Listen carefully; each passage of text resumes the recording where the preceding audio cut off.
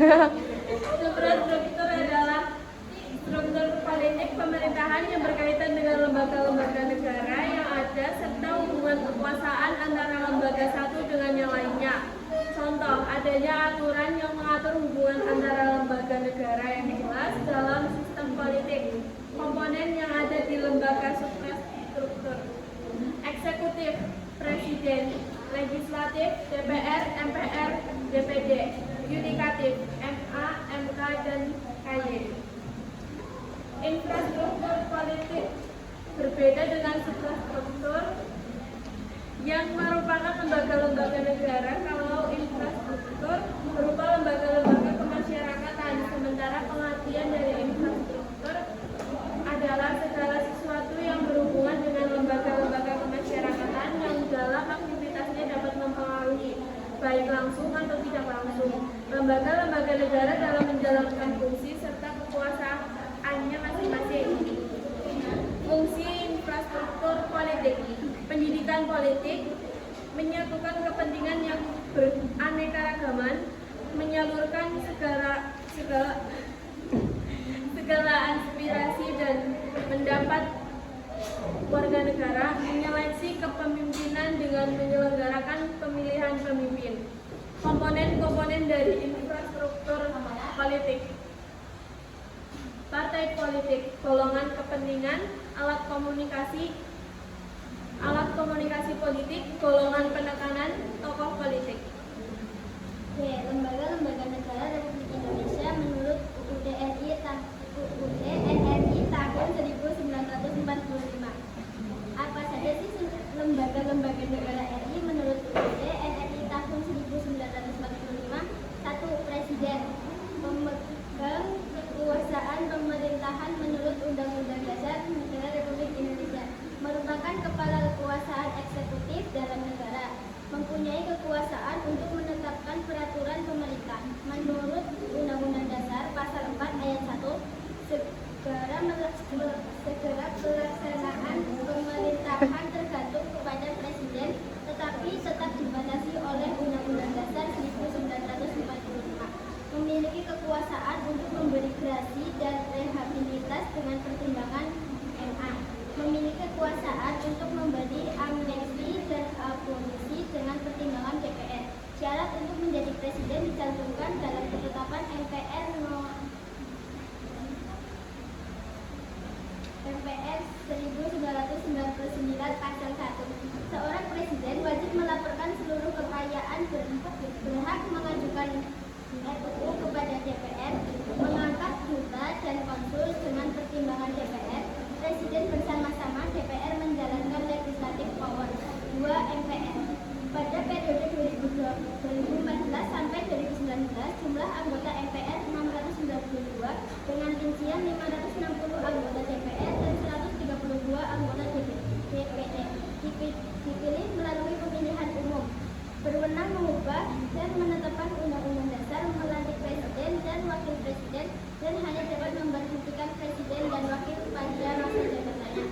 Hak dan kewajibannya diatur dalam Undang-Undang Nomor 22 Tahun 2003, antara lain adalah mengajukan usul perubahan pasal-pasal Undang-Undang Dasar, menentukan sikap dan pilihan dalam pengambilan putusan, dan lain-lain.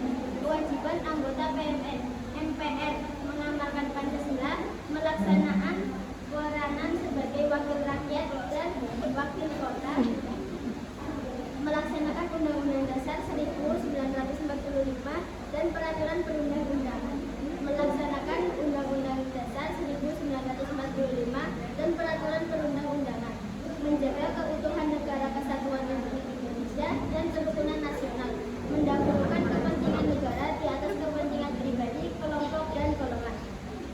DPR, Dewan Perwakilan Rakyat. Pemimpin DPR terdiri atas seorang ketua dan 3 orang wakil ketua. DPR memiliki hak interpelasi, angket, menyatakan pendapat, mengajukan rancangan undang-undang, dan lain-lain. DPR terdiri atas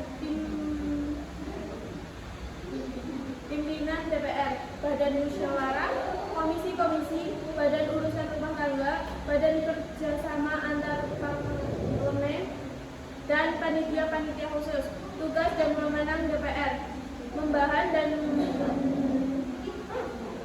menindaklanjuti hasil pemeriksaan BPK, membentuk undang-undang yang dibahas dengan Presiden, melaksanakan pengawasan, membahas dan memberikan persetujuan peraturan pemerintahan pengganti undang-undang, membahas dan menindaklanjuti hasil pembahasan yang diajukan oleh DPD terhadap pelaksanaan undang-undang mengenai otonomi daerah, pemekaran, pembentukan daerah, dan sebagainya.